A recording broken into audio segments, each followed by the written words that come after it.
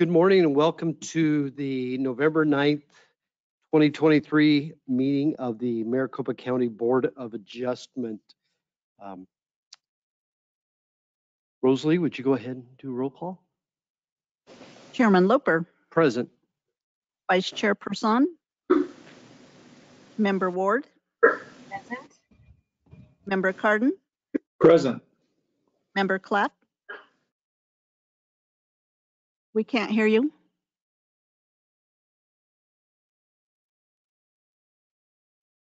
Member Clapp. Member Clapp, I believe you're muted. Oh, okay. I am unmuted. Member Present. Clapp.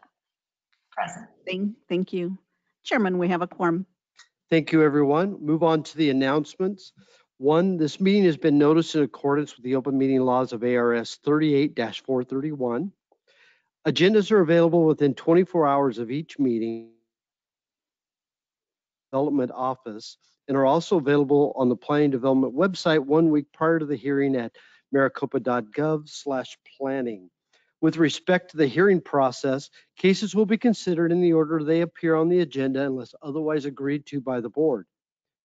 For each case, the applicant will be given a set amount of time to present their testimony. Any witness wishing to give testimony on a particular case shall notify the board of such interest. This shall be done by filling out a speaker's card if you're here in person. And Rosalie, if you wouldn't mind waving that to the, there's nobody, there's only one person. If you're here in person, or registering a desire to comment as noted on the published agenda.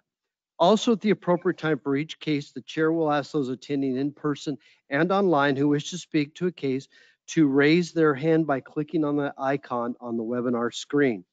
Staff will provide the chair with the names of the persons who have registered and noted a desire to comment, and those registered participants who have raised their hand. The chair will call on each named participant one at a time. Such testimony shall be limited to a maximum of 3 minutes. However, the actual amount of time allowed for testimony shall be at the discretion of the board chair. The chair will conduct the hybrid in-person and virtual public hearing according to the bylaws and according to the rules established by the chair regarding public comment. Votes will be done by roll call vote only, and the chair will verbally identify the specific members that are responsible for all motions and seconds. Move on to the minutes. Has everyone had an opportunity to review the minutes for the September 21st, 2023 hearing? And are there any comments? All right, seeing none, those are considered approved. We'll move on to our first item of business, which is Code Compliance Review V 2022-01741, and turn that over to staff. Mr. Chairman, board members, this is the Martinez property in District 5.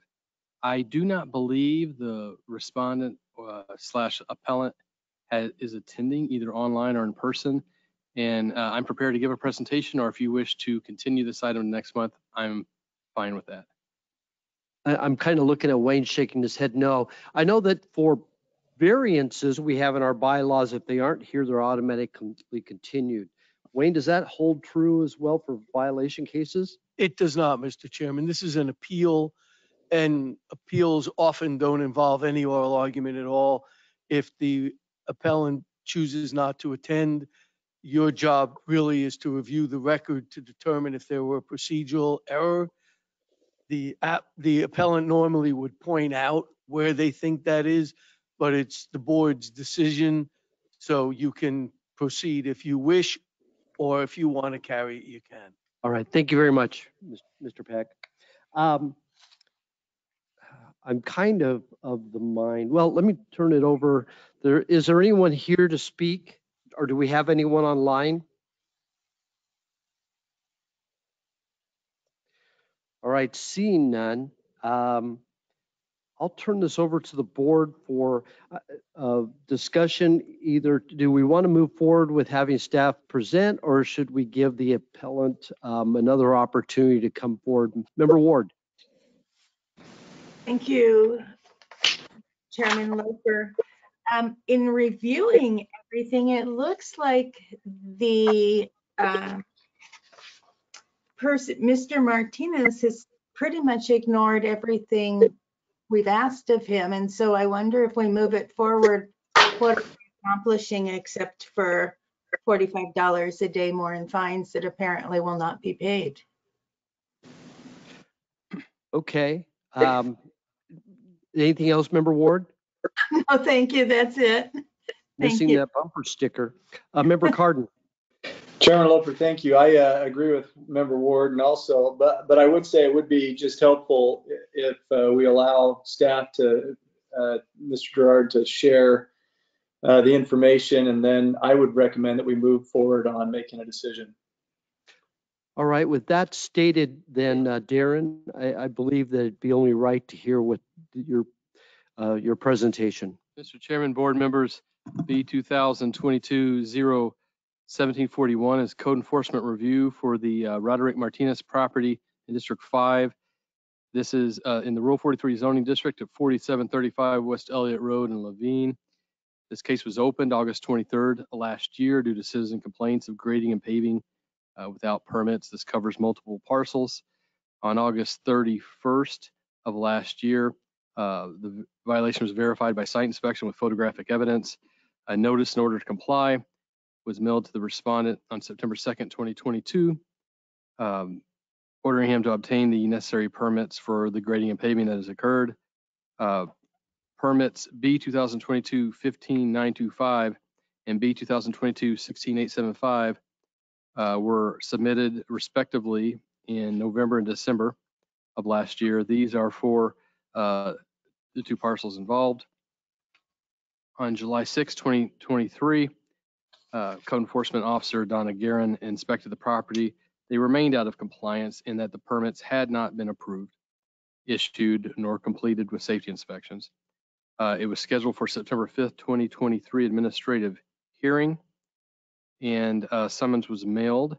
The delivery confirmation card was signed by the respondent July 13th, 2023. Respondent failed to attend that hearing on September 5th. After the hearing officer found the respondent responsible in his order of judgment.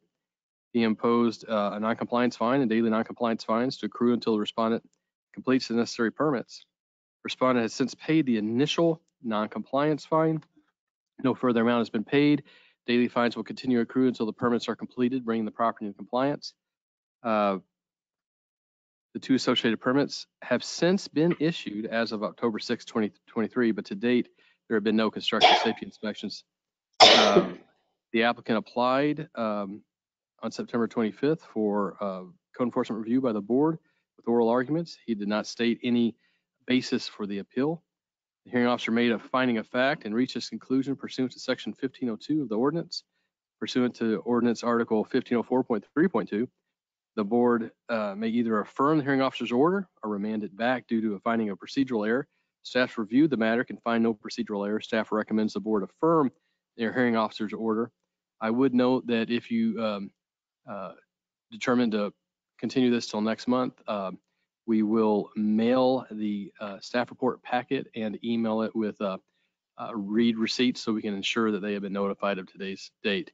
We did email them, but have had no comments back or acknowledgement. Thank you. Are there any questions of staff at this time? I have one. So Darren, for today, it was just an email notice, or was there a card with a return receipt? It was just email. Just email for And today. we did not, to my knowledge, it was not delivery or read receipt requested. Oh, okay. We could mail the packet, we could have it delivered. Because everything's ready, we could provide them the entire packet for our next month's hearing. And I have no issue with that. And then you mentioned before that he did sign previously for something he received that was return receipt or an email? Yes, that was the summons for The the hearing, summons? and then he did not attend the hearing, and then he requested the review. Okay. But at the time of requesting the review, there's not a scheduled date. Okay. Thank you very much. Any other questions anyone has? If not, I'll turn it over to the board for discussion and or a motion. Uphold staff, or what's the correct action on my You can apologies. affirm the hearing officer's. The hearing officer's determination, remand it back to the hearing officer for procedural error. Continue. So those are our three options. Member Ward, this is in your district if you wish, or if someone else wants to. Chairman Loper, I move that we move this to the next meeting so that we have the opportunity to mail them with a return receipt requested the packet so that they do have the opportunity to make things right. Thank you. We have a motion for continuance by Member Ward. Is there a second? I'll second, and I'll just add, that works for me. I thought we were going to resolve today, but okay, we'll do this. We have a second by Member Cardin. Rosalie, if you would please take roll call. Member Cardin, Yes. Member Clapp, No. Member Ward, No, Chairman Loper. Yes. So we have a 2-2 tie, Motion failed. and I see people shaking their heads. We have a 2-2 tie on that motion for continuance. So do we have a different, Mr. Peck would like to make a comment. Yes, that means continuance failed, and now you will proceed with a motion, probably either to affirm or to remand to the hearing officer.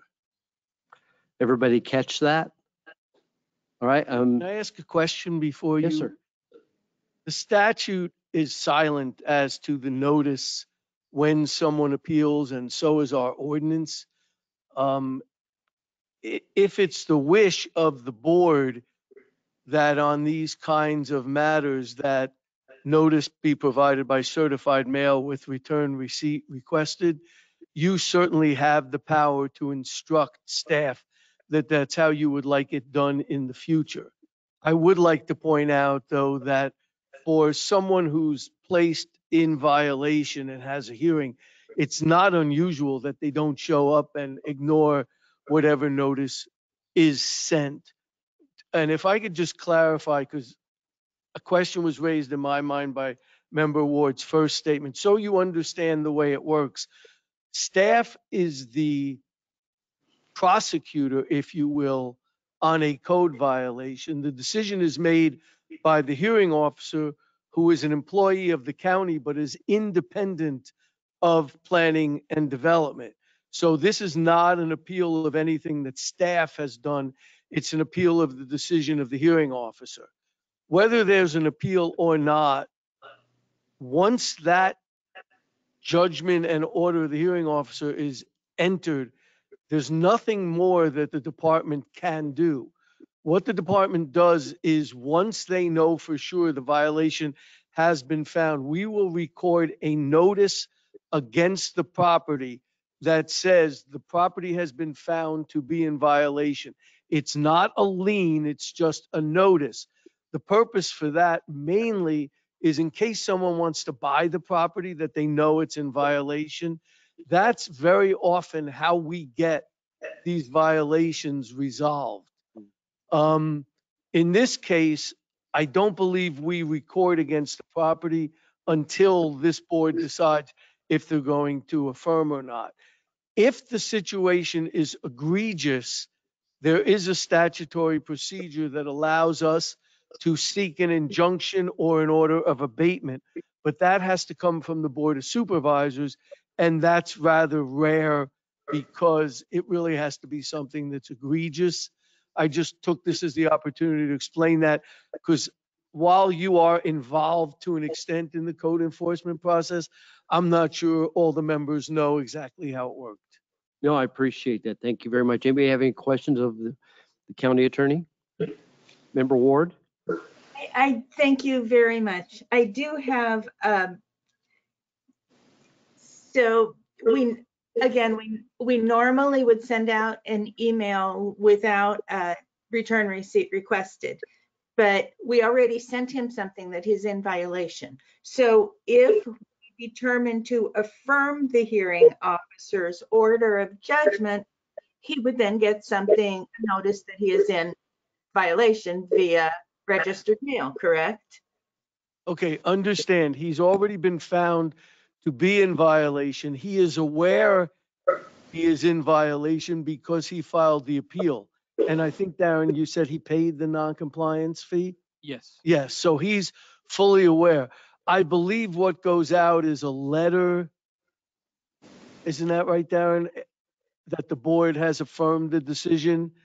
And they're also notified that the county may record a notice against the property that the property is in violation. So, as I said, there's no statutory direction on how you notify someone of the hearing date when they initiate the appeal. But there's no doubt that he's aware that his property is in violation. We have reactions from him that prove that. Great point. Thank you. Thank you. That's what I Thank was, just to give him an opportunity to clear himself, but thank you. All right, thank you. Member Clapp? Yeah, I just wanted to make a statement. The reason I don't believe we should provide a continuance is what was just stated by the attorney. He asked for this hearing. This hearing is at his request. He knows there is going to be a hearing, and I can't imagine that if he asked for a hearing, he wouldn't know what date the hearing is. So in my opinion, he doesn't deserve a continuance. Excellent points. Anybody else? Member Cardin, have any comment? I will say amen. Some good comments there. And All right. Mr. Chairman, Oh, just so you yes. know, the next step, if the applicant wishes, he can appeal your decision to Superior Court. Okay. All right. With all that said, is there a different motion that wants to be offered? Member Ward? Thank you. I move that we affirm the hearing officer's order of judgment on case V 2022-01741. Thank you. I have a Second. motion to affirm and a second by Member Clapp. Is that correct? Yes. Rosalie, if you please take roll call. Member Cardin, Yes. Member Clapp, Yes. Member Ward, Yes. Chairman Loper. Yes. Chairman, that's an approval. That's to affirm the hearing officer's determination by a vote of 4-0. Thank you very much. And I appreciate the comments that added clarity to it, and especially for yours, Wayne. And I'd like to follow up what you said about having the power to direct staff. I wished for the ability to fly or be invisible, but I do think that it would be a good idea if for these hearings, if there was a return receipt mail sent to them. It's not terribly expensive, and that they aren't that common, but they may not pick it up. I know there's a decline thing on the card, but I think that would be good, and probably even an email with a return receipt. My experience is you do both. One with return, one without. Sometimes they get one, but just I always like to defer on the appellant's part. I will. Because another 30 days may or may not make a big deal, but just if we give them that little extra.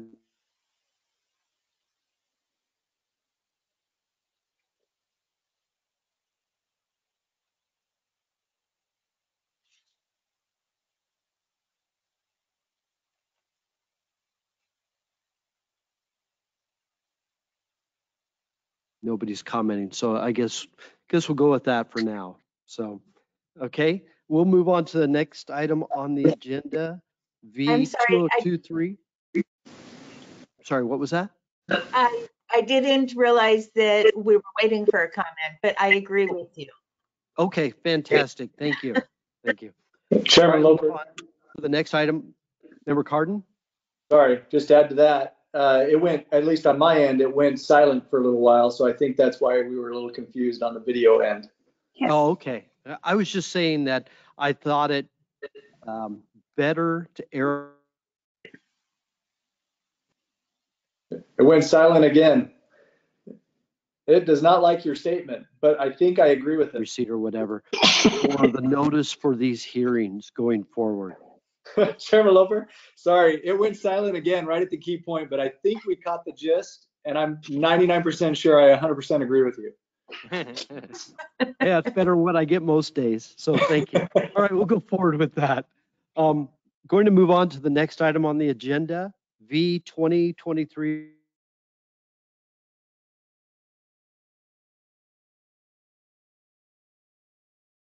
We can't hear you.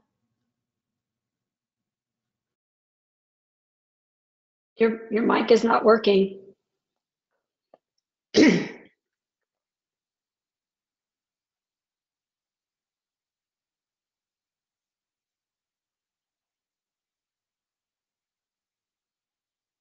We can't hear you. Somebody, we can't hear you.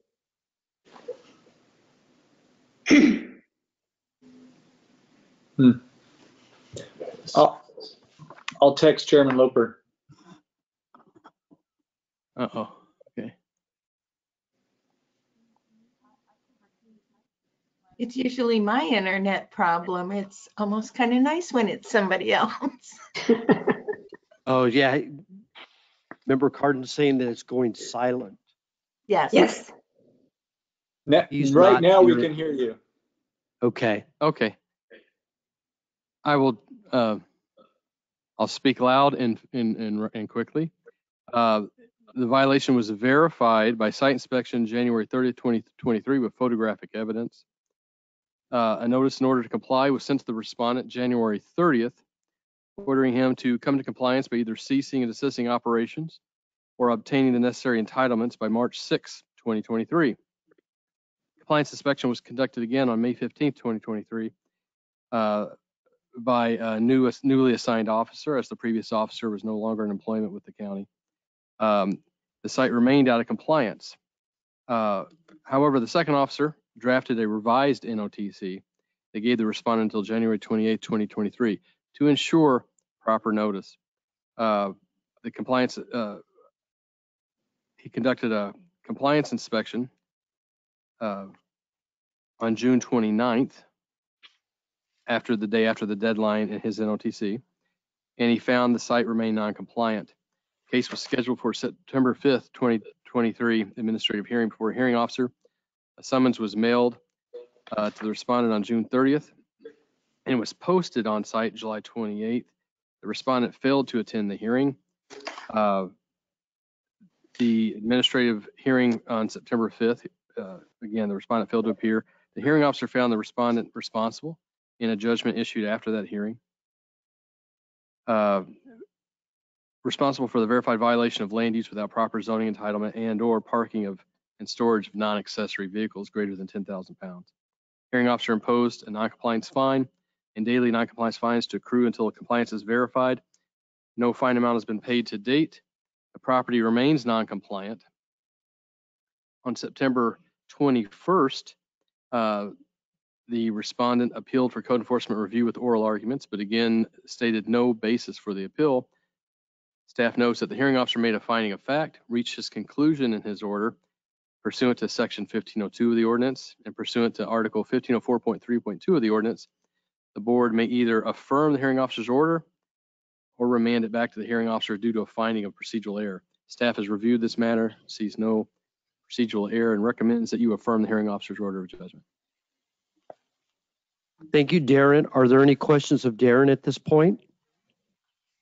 See, everybody's shaking their head. Is the respondent or representative for the property owner present?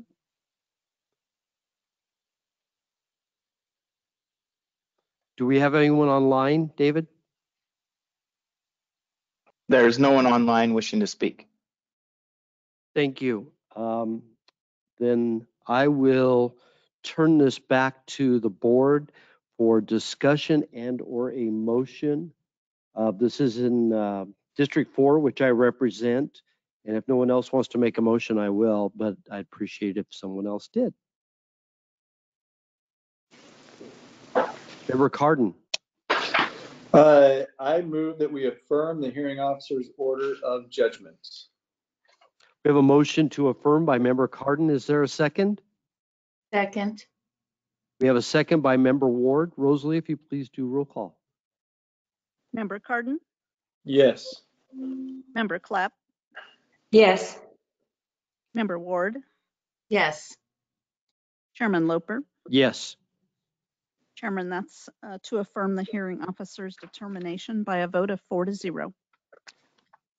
Thank you. I'll move on to the regular agenda. Next item is TU 2023-060, the Slauson property. Joe? Thank you, Chairman and members of the board. The applicant request is for temporary housing in an RV for 2 years during construction of a single-family residence. Next slide, please. The property, APN 219-42002U, is within the Rural 43 zoning district and is located on Montgomery Road in the Rural Verde area. Next slide, please. The applicants have an approved and issued building permit for the residence. Staff received one email of opposition, which expressed general opposition of allowances for occupied RVs of any kind.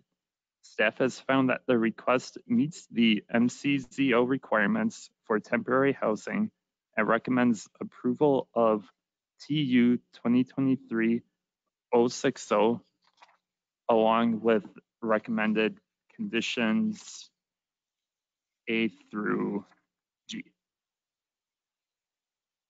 Thank you, Joe. Great presentation. Anybody have any questions of staff at this time? Seeing shake no heads or nobody asking for further discussion. Go ahead and open the public hearing. Is the applicant or applicant's representative available? Come on up if you could. Please provide your name for the record and provide a brief presentation of your request. Good morning, board. My name is Cassie Slauson, the applicant of said property at 17006 East Montgomery Road. As Joseph mentioned, we have applied for and received our building permit, then immediately applied for our temporary use permit, which is not allowed to apply for until you've received a building permit, and just waiting for the approval. We are aware of the rules and the regulations of what is required of our RV for the temporary use permit and are willing to comply with them all. Just hope you consider our request today. Thank you.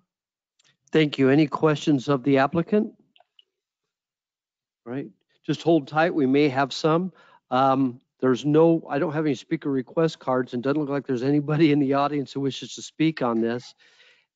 Is there anyone online, David? There's no one online. All right, I'll go ahead and close the public hearing and turn this back over to the board for discussion and or a motion.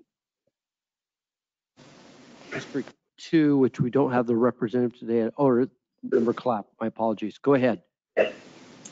I would not want to deny a property owner's right to live on their property while they're building a home on their own property. It's allowed by the code. So I move that we affirm TU 23060 with the conditions that were laid out in the staff report.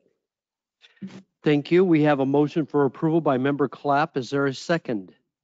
We have a second by member Ward. Rosalie, if you please take roll call vote. Member Cardin, Yes. Member Clapp, Yes. Member Ward, Yes. Chairman Loper. Yes. Chairman, that's an approval by a vote of 4-0. Congratulations. All right, that's the last item on our agenda. Anything else, Darren, from? All right, go ahead and adjourn. Thank you.